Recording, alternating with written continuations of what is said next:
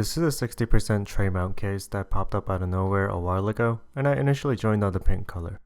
It got delayed with very poor communication from the runner, and what did end up getting delivered was pretty terrible. Almost nobody got screws or feet, but those would have been excusable if the cases were fine, but they weren't.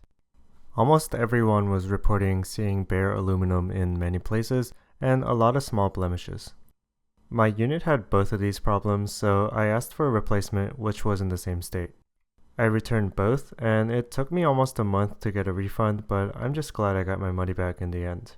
It ran a couple more times after this, and it looks like people have been having issues, including getting a completely different shade of blue. So before I even get into the review, I would not recommend joining this drop if it ever happens again in the future.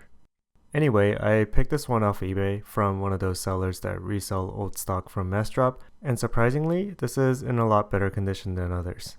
It's a really simple design. It very much resembles the Clippa and the KBD Fans Tofu 60, but it looks like this might be a little taller than the two.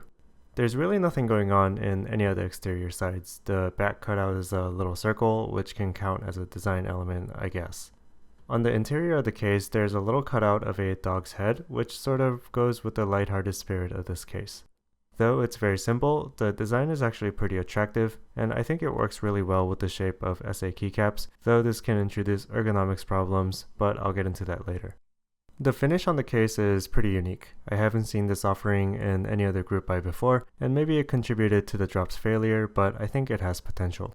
The color is applied through micro-arc oxidation, which is seen in other drops primarily for getting a white finish on aluminum, but is generally avoided because of difficulty in application and its fragility. The new thing is the enamel glaze applied on top of that. This was advertised as feeling like fired pottery, and I can confirm that. It's got a very smooth and glossy finish that I haven't seen in any other aluminum keyboard. It's very pleasant to the touch and seems pretty durable, though I'm not going to test that. I'd like to see this finish explored by other more capable group buy runners because it's really cool. So this is a really heavy case and it is a ton of metal. This has the effect of dampening a lot of the switch noise, which I like.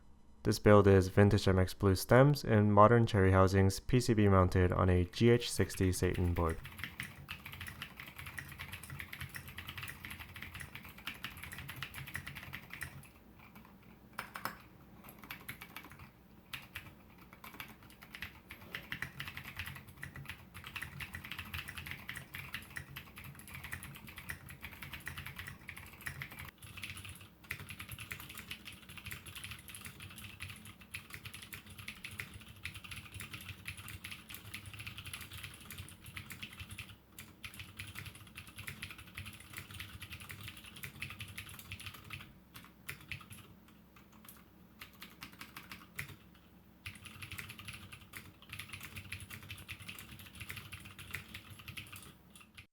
One interesting thing about this case is that it is missing the center standoff found in the standard 60% poker mounting points. I think this helps it have a more bouncy feel, especially in the alphas, which may or may not be a plus for you.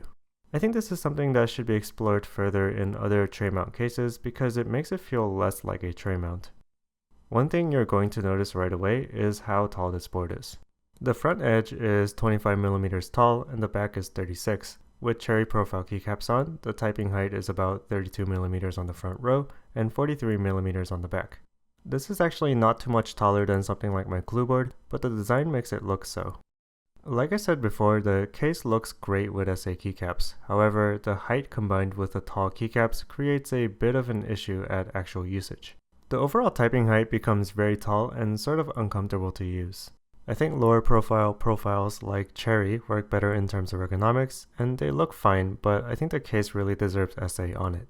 So I'd recommend that you use the Revo 1 as a platform for all your cool SA caps, but when and if you ever type on it, switch back to Cherry.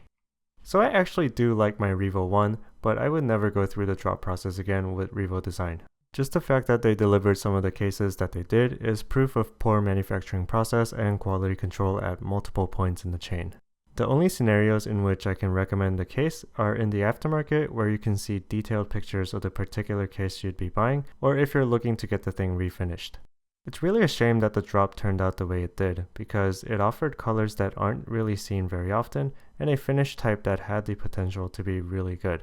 If you're looking for this type of case, stick to the Clippa or the Tofu 60, and for the time being, stay away from Revo design. Thank you for watching, and like the video if you liked it, and subscribe for more content like this.